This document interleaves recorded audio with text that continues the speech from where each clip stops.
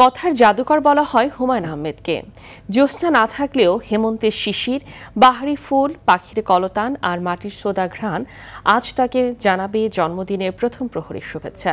তিনি আছেন প্রিয়জনদের স্মৃতিতে, কথায়, ছবিতে, নাটক, উপন্যাস আর চলচ্চিত্রে। নন্দিত এই কথা সাহিত্যিকের ৭৭তম জন্মদিনে মারজান ইভানের রিপোর্ট।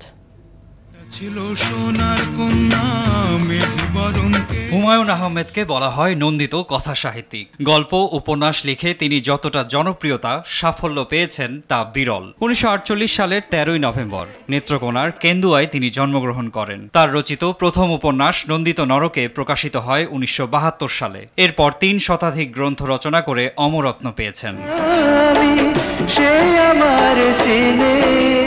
চলচ্চিত্র ও নাটকের ইতিহাসে তার নামটি বিশেষভাবে উল্লেখযোগ্য। তিনি যেসব নাটক রচনা করেছেন, নির্মাণ করেছেন, সেগুলো আজও জনপ্রিয়তার শীর্ষে। তার সৃষ্ট বাকের ভাই, মিসির আলী চরিত্রগুলো যেন হেঁটে বেড়ায় শহর থেকে মফস্বলে।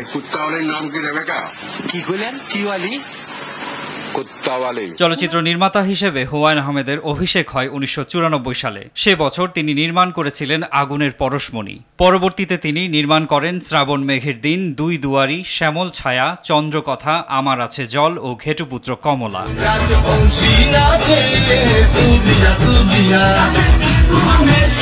সাহিত্য ও নির্মাণে অসামান্য দক্ষতা দেখিয়ে হুমায়ূন আহমেদ অর্জন করেছিলেন বহু পুরস্কার, সম্মাননা।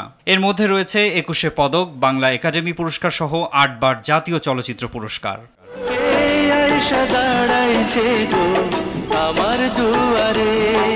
জন্মদিনে আড়ম্বরতা পছন্দ ছিল না হুমায়ূন আহমেদের। ৬৩ বছরের জীবন কাটিয়ে ২০১২ সালে তিনি না ফেরার দেশে পাড়ি জমান। তবে চলে যাওয়ার আগে যে সমৃদ্ধ বর্ণিল জগৎ তিনি সৃষ্টি করে গেছেন, তা অতীতের মতোই ধ্রুবতারার মতো দ্যুতি ছড়াবে ভবিষ্যতেও।